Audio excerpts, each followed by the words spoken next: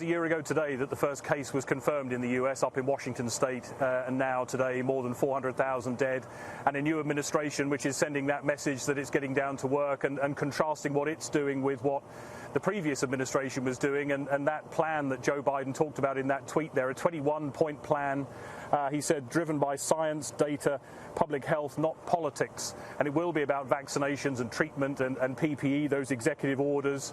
A stimulus plan as well that they'll need to get through Congress. A very different approach, a very different messaging coming out of this administration when you see Anthony Fauci, the chief scientist, of course, on infectious diseases, who had a pretty hot and cold relationship with Donald Trump, today addressing the World Health Organization on behalf of the Biden administration, an organization that this administration wants to be part of when Donald Trump wanted to pull the U.S. out. So you see a very different message coming out of the Biden administration on the pandemic. It's been reported here that they weren't left much of a vaccination plan, a national vaccination plan. It was left to the states to do it. Biden has said he wants 100 million doses administered in the first 100 days of his presidency. So they're showing that they're getting down to work, and Speaker of the House Nancy Pelosi has talked about the impression of this new start coming out of the White House. That inauguration was a breath of fresh air for our country. The inauguration of Joe Biden as president, Kamala Harris as vice president of the United States, with all of the newness that presented.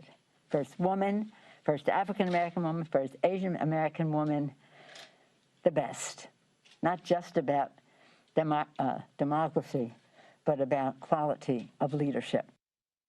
Now, after all those aspirational speeches of Inauguration Day and the campaign trail, it's all about the realities of delivering now for the Biden administration. And what's interesting is about Capitol Hill. The Democrats have the majority in the House, the lower chamber. They have effective control of the upper chamber. But Joe Biden has talked a lot about unity. And there's a feeling here that he won't just want to do everything with the votes of Democrats. He'll want to reach out and get some Republican support on Capitol Hill to send a message to the American people that he is bridging those divides. At least he'll want to give it a go. How successful he'll be is open to question.